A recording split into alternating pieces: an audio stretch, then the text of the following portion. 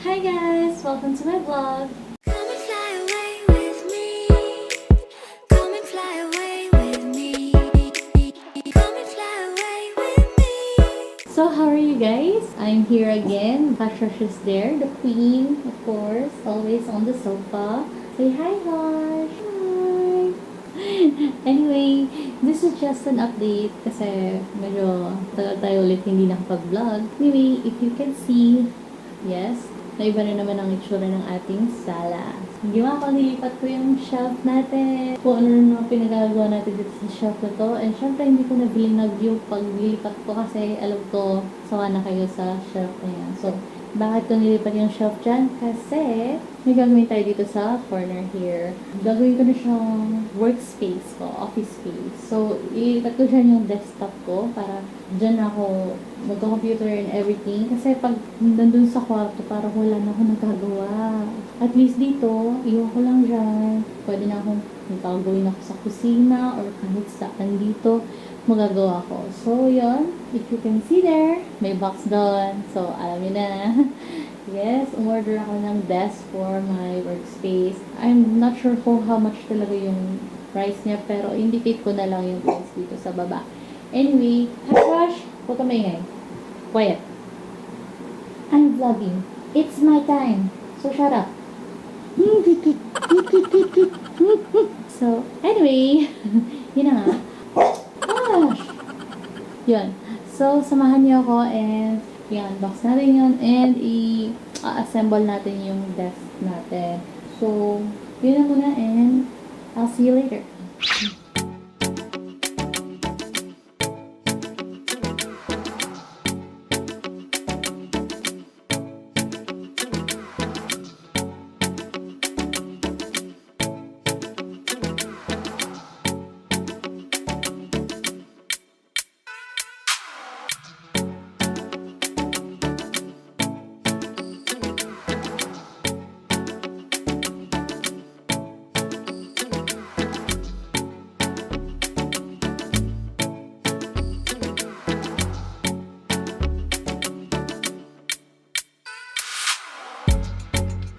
So, yun na nga guys. Ito na siya. Na-assemble na namin. And medyo may mga konting gasgas lang yung edges niya sa ilalim. But that's fine. Pati yung sa legs. Kaso, nakatago naman siya so hindi naman kita. Hindi halata. Tapos, yung medyo na ano namin yung top. Kasi yung habang i-screw namin yung itong top niya. So anyway, that's fine. Kasi sa gilid naman siya tsaka matatakpan. So, hindi siya makikita. Ngayon, ayusin na siya natin dito. Tatanggalin muna natin yung mga nakalagay dito ngayon. Ayun.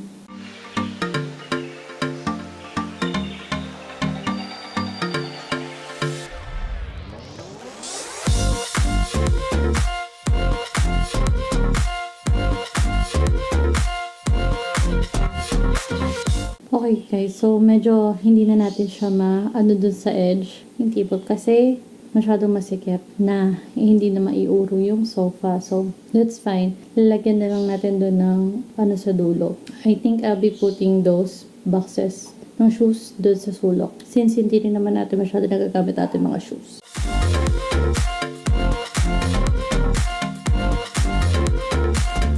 Okay guys, so ganyan muna yung setup natin. Nilagay ko muna dito yung laptop habang hindi ko pa naililipat yung computer ko or yung desktop ko. So, for now, yun na muna. Ay, iniisip ko dapat yung mahaba, yung na mousepad yung bibiling ko. But then, nakita ko to and actually gusto ko siya yung may malambot dito. So, okay na to. At least it's pink. I got this from Shopee as well for, I think it's 60 pesos. Then, this stand, nakita lang ako dito sa stand na to ng phone. Kasi, you can use it na naka-charge pa din yung phone mo kasi meron siyang space dito. So, yan. Kit lang yan. I forgot kung how much siya, pero nasa 30 something lang siya. So, okay na okay din. So, by the way guys, namili pala kami last time sa Mr. D.I.Y. dun sa May Tiendesitas. Mga ilang gamit lang actually ito. Natutuwa kasi talaga ako doon mamili. And tinuro sa akin yun ng friend ko. So, bale, nakuha ko to. Ito, I bought this one, kitchen cleaner. I'll try this kung maganda siya. And it's antibacterial din. 5-in-1 siya. So, may ano din siya, lemon scent. So, we'll see kung okay siya. I think it's for like 60 pesos lang din ata to. Anyway, then I bought 2 of this, I think. Yeah, I bought 2 of this. Kasi madami silang options doon na mga self-adhesive na hooks. And pala ako naghahanap ng yung pang 2 kilos na self-adhesive hook. Kasi lahat ng mga dati kong binibilhan out of stock na. So, thankfully, meron sila nun. Actually, meron na akong nabili na isa ata. May isa na akong gagawin. I need more. So, this is good. Then, I bought also toothbrush. Paano ba to? Nasa 30 something lang ata. For 4 toothbrush na. Tapos meron pa siyang takip. So, that's good. And then, this one, pen holder. I don't know how much. 59 pesos ata. Then, it's for him.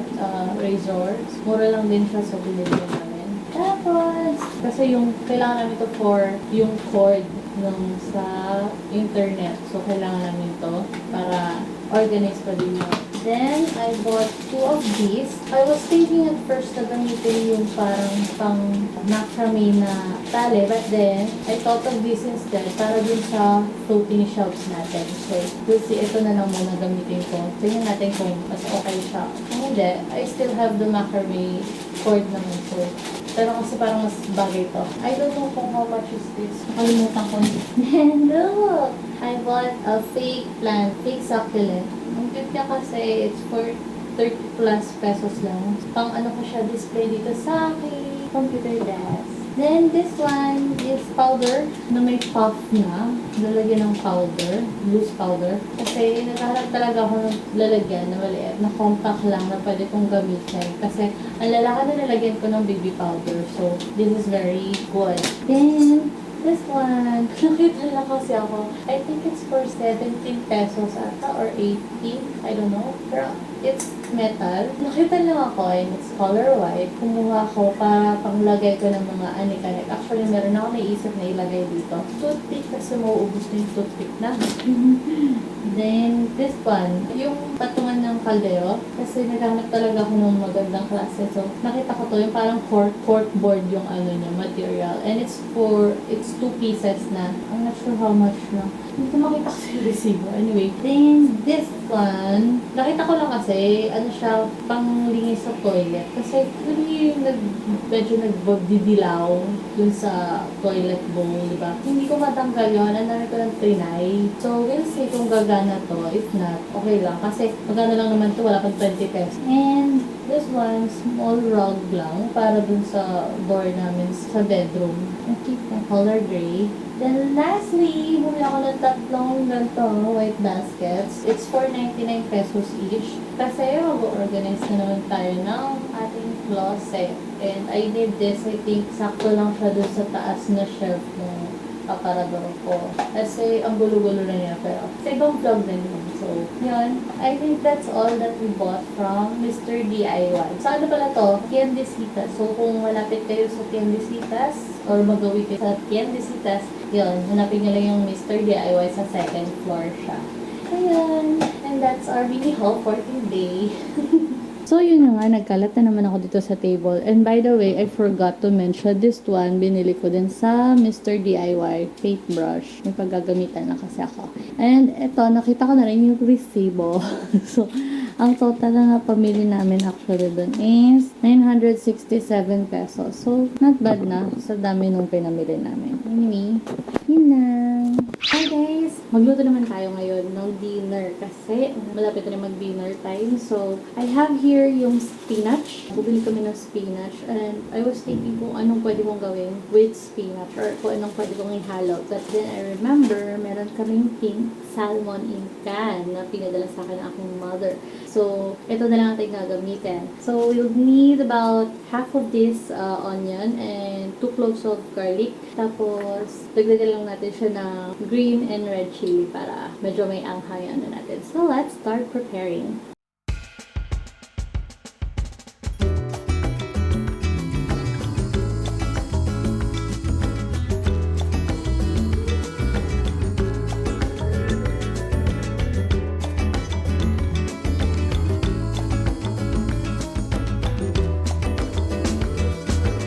so all our ingredients are prepped up. Hindi may kulang yung spinach. Tinanggal ko yung malalaking tangkay. Then, minced, chopped, and sliced. So, drainin na lang din natin yung ating sabaw sa salmon. Pero, gagamitin pa din natin yan. Well, you can opt not to use this. Pero, gusto ko siyang gamitin. So, gamitin natin yan later. So, let's start cooking. Okay, so all you need to do is heat up a pan with a little bit of oil. Then you can start sauteing the onion, garlic, and then the salmon.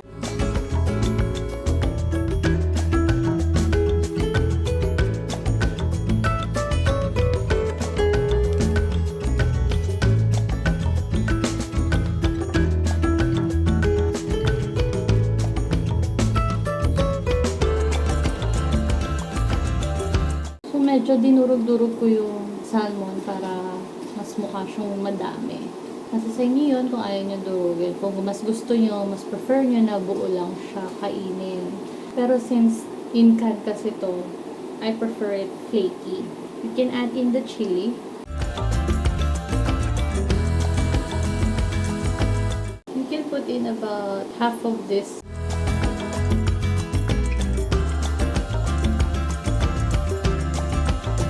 Then you can also put in the salt na and pepper.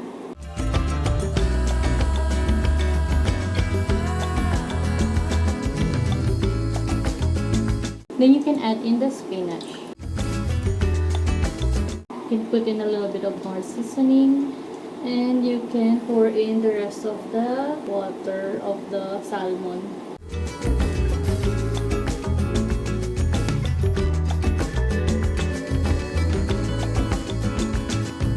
Okay, you can turn off the stove.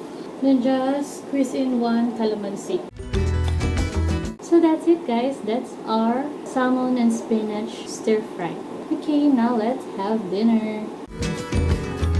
Hi guys! So, it's actually the next day kasi hindi na ako nakapag-vlog kahapon. Anyway, here's the update on my office space or my desk space. So, yun guys, as you can see, maayos na siya. Nalipat na namin yung aking desktop and so far, ganyan yung itsura niya. So, wala na tayong magagawa dyan and mga konting anik-anik lang dyan. Pero, at least, maayos na siya. Mayroon na akong sariling space dito sa sala. So, yun. Cute lang.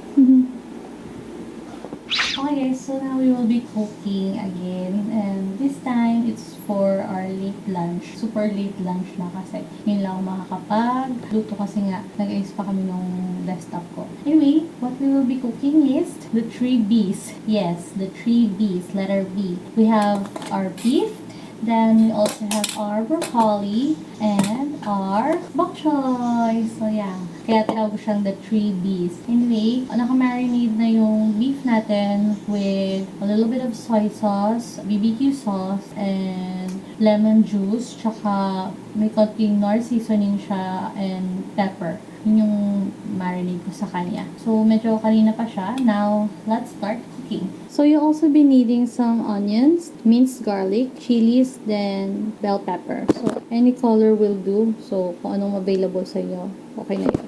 So, to start with, mag-init lang ulit kayo ng oil. Konti oil lang. Okay, so mainit na yung ating oil. Now, what we will do is, saute nyo muna yung garlic.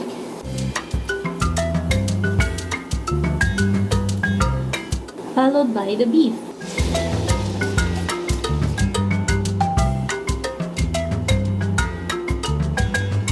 Pwede nyo paliitan yung hiwa ng beef mo. Depende sa inyo. Ako kasi hindi ko na masyado siya niliitan. So, if you will notice, medyo malalaki ating hiwa ng beef. But that's fine. So, just let it cook. Okay, so medyo matagal-tagal na nagsisimmer yung ating beef. Now, you can put in the rest of the ingredients na. So, put in then our broccoli. You can add in the bell pepper, the chilies, and just mix it a little. Huli nyo na ilagay yung bok choy kasi madali lang yon maluto. Okay, you can add in your bok choy now. Just toss everything there para maluto yung ating bok choy. Okay guys, ready na yung ating ulam. So, kakain na muna kami.